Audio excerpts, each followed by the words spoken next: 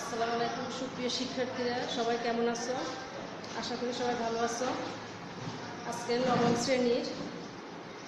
নবম দশম শ্রেণীর পৌরনীতি ও নাগরিকতা বিষয়ের উপরে অধ্যায় 2-এর পাঠ গঠন নিয়ে আলোচনা করব। আজকের পাঠ শেষে আমরা শিখতে পারবো নাগরিক কাকে বলে, নাগরিকতা কি নাগরিকতা অর্জনের পদ্ধতিসমূহ আমরা বলতে পারব।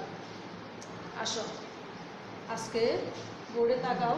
অধ্যায় 2, নাগরিক ও নাগরিকতা। নাগরিক কাকে বলে? নাগরিক হলো আমরা রাষ্ট্রে বসবাস করি, রাষ্ট্র প্রদত্ত সুযোগ সুবিধা ভোগ করি। নাগরিক হিসেবে আমরা প্রত্যেকে কিছু অধিকার ভোগ করি, আবার কতগুলো গুণের অধিকারী হয়ে আমাদেরকে সুনাগরিকে পরিণত হতে। নাগরিক কাকে বলে?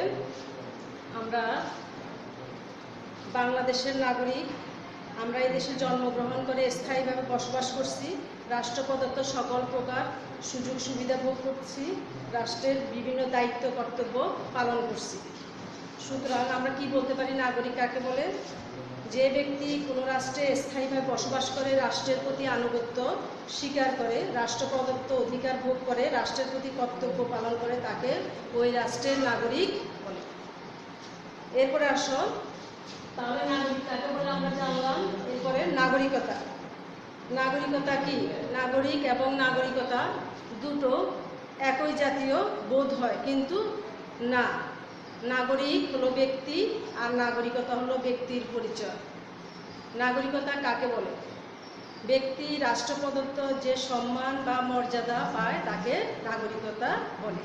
বইয়ে আসো দেখো, নাগরিক ও নাগরিকতাকে কেউ কেউ একই অর্থে ব্যবহার করেন, আসলে এর ভিন্ন ভিন্ন অর্থ রয়েছে। আমাদের পরিচয় হলো আমরা বাংলাদেশের নাগরিক, আর রাষ্ট্রের নাগরিক হিসেবে ব্যক্তি যে মর্যাদা ও সম্মান পেয়ে থাকে তাকে নাগরিকতা বলে। এবার আসো আমরা কি জানলাম, নাগরিক কাকে বলে আর নাগরিকতা বলতে আমরা কি বুঝি। আসো এবার আমরা বোর্ডে তাকাও সবাই। নাগরিকতা অর্জনের পদ্ধতি। নাগরিকতা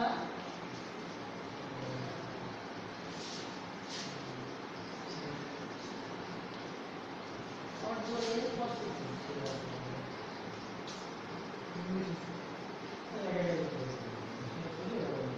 নাগরিক অর্জনের পদ্ধতি কয়টা? কয় ধরনের? 2 ধরনের। কি কি? জন্ম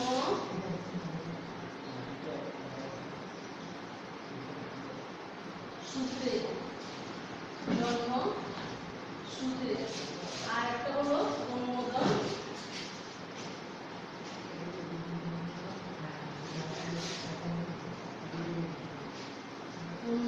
সূত্রে।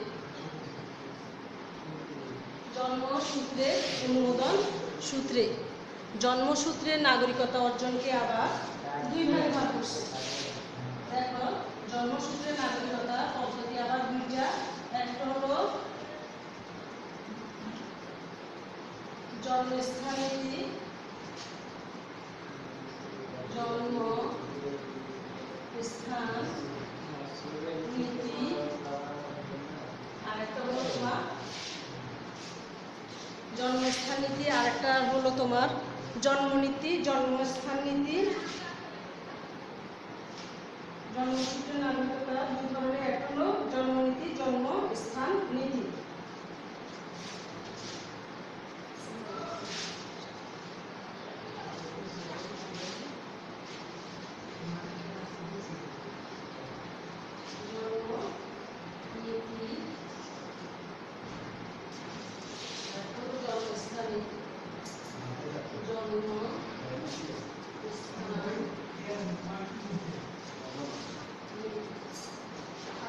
জন্মসূত্র বলতে কি বুঝি?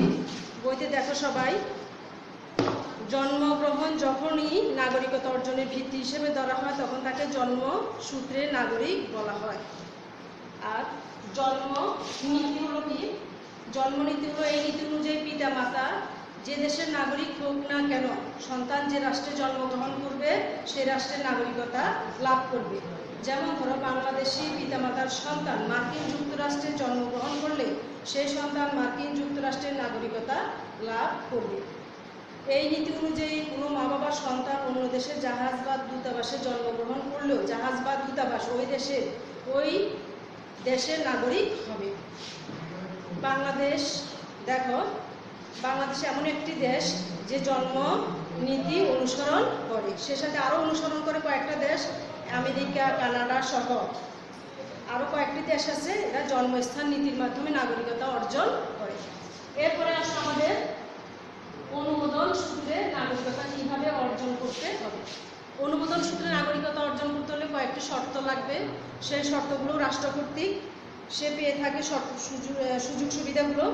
যেমন ধরো, অনুমোদন সূত্রে নাগরিকতা অর্জনের ক্ষেত্রে যেসব শর্ত পালন করতে হবে সেগুলো হলো কি, সেই রাষ্ট্রের নাগরিককে বিয়ে করতে হবে, সরকারি চাকরি পেতে হবে, সততার পরিচয় দিতে হবে, সে দেশের ভাষা জানতে হবে, সম্পত্তি ক্রয় করতে হবে, দীর্ঘদিন বসবাস করতে হবে, সেনাবাহিনীতে যোগদান করতে হবে।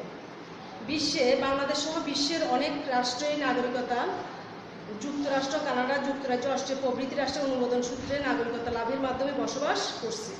আবার মানবিক কারণেও দেখা যায় রাষ্ট্র নাগরিককে নাগরিকতা প্রদান করে থাকে। যেমন আবেদনের ভিত্তিতে কোনো ব্যক্তি যদি কোনো রাষ্ট্রে আশ্রয় নেয়, তবে সে রাষ্ট্র তার আবেদনের ভিত্তিতে তাকে নাগরিকত্ব প্রদান করে থাকে। আজকে পাঠ শেষে আমরা তাহলে কি শিখলাম? নাগরিক কাকে বলে, নাগরিকতা বলতে আমরা কি বুঝি, নাগরিকতা অর্জনের পদ্ধতি সমূহ। তো সুপ্রিয় শিক্ষার্থীরা, তোমাদের বাড়ির কাজ দিলাম, বাড়ির কাজ নাও, লিখে নাও সবাই বাড়ির কাজ।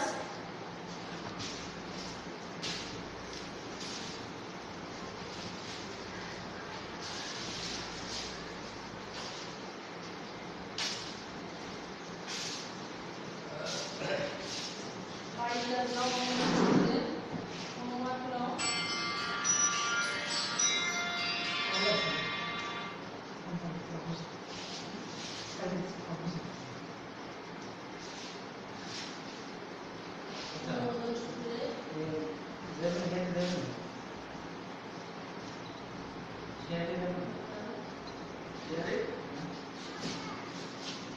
না, আমি তো ওনার সাথে দেখা করতে পারি কিনা সম্ভব।